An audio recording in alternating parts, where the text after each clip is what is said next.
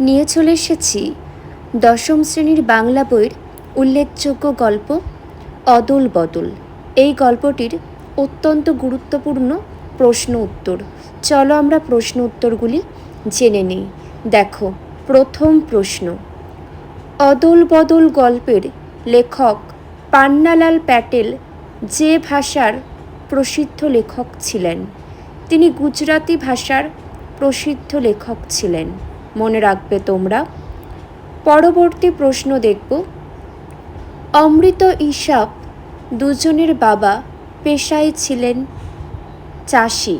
Next, কোন গাছের নিচে জেলেরা জড়ো হয়ে ধুলো ছোড়াছুড়ি খেলছিল? নিম গাছের নিচে।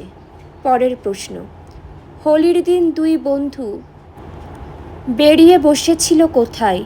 শান বাঁধানো ফুটপাতে।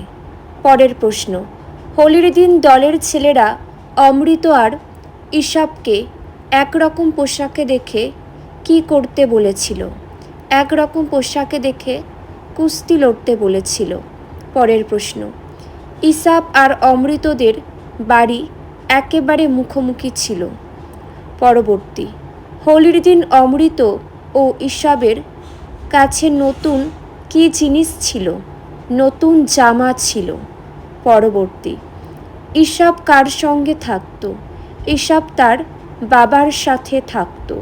পরবর্তী প্রশ্ন দেখে নেব, অমৃত তার মা বাবাকে কি কিনে দেওয়ার কথা বলেছিল? জামা কিনে দেওয়ার কথা বলেছিল। পরবর্তী প্রশ্ন, অমৃতের বাবাকে জামা কিনে দেওয়ার জন্য কে রাজি করিয়েছিল? অমৃতর বাবাকে জামা কিনে দেওয়ার জন্য রাজি করিয়েছিল অমৃতর মা। পরের প্রশ্ন দেখো, ইসাবের বাবা জামা সেলাইয়ের জন্য টাকা ধার নিয়েছিলেন এক সুদখোরের থেকে।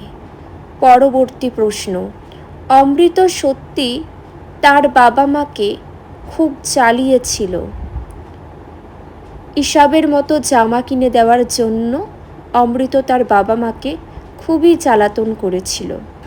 পরবর্তী প্রশ্ন দেখব, দেখো তোমরা, জামা কিনে দেওয়ার জন্য অমৃত কাকে বা কাদের খুব জ্বালিয়েছিল? তার মা বাবাকে।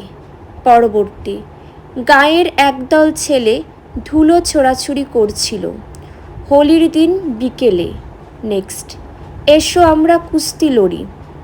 কালিয়া ও অমৃত। এখানে আমরা বলতে কালিয়া ও অমৃত। পরবর্তী প্রশ্ন, দলের একটি ছেলে অমৃত ও ইসাবকে একসঙ্গে দেখে কি করতে বলেছিল? অমৃত ইসাবকে একসাথে দেখে কুস্তি লড়তে বলেছিল। পরের প্রশ্নটি দেখো, অমৃতকে কুস্তি লড়ার কথা কে বা কারা বলেছিল? অমৃতকে কুস্তি লড়ার কথা ছেলেদের দল থেকে একটি ছেলে বলেছিল। পরবর্তী প্রশ্ন, ইসাব কালিয়াকে বলেছিল কি তার সঙ্গে কুস্তি লড়ার জন্য বলেছিল? পরের প্রশ্ন দেখব আমরা। দেখো, ইসাব কার সঙ্গে কুস্তি লড়েছিল? ইসাব কালিয়া নামক একটি ছেলের সাথে কুস্তি লড়েছিল। পরের প্রশ্ন, কুস্তি লড়ার জন্য অমৃতকে নিয়ে যাওয়া হয়েছিল কোথায়? কুস্তি লড়ার জন্য অমৃতকে নিয়ে যাওয়া হয়েছিল খোলা মাঠে। পরবর্তী প্রশ্ন দেখব, ইসাবের জামা কিভাবে ছিঁড়েছিল? ইসাবের জামা কুস্তি লড়তে গিয়ে ছিঁড়ে গিয়েছিল। পরবর্তী প্রশ্ন দেখে নেব, ইসাবের মেজাজ চড়ে গেল কারণ কালিয়া অমৃতকে কুস্তিতে হারিয়ে দিয়েছে। সেই জন্যই ইসাবের মেজাজ একেবারে চড়ে গেল। যে প্রশ্ন উত্তরগুলি আলোচনা করে দিয়েছি খুবই গুরুত্বপূর্ণ। তোমরা চেষ্টা করবে এগুলি নিজেদের খাতায় লিখে নেওয়ার। আর কারোর কোনো মন্তব্য থাকলে অবশ্যই তোমরা কমেন্টের মাধ্যমে জানিও। এখানেই শেষ করছি।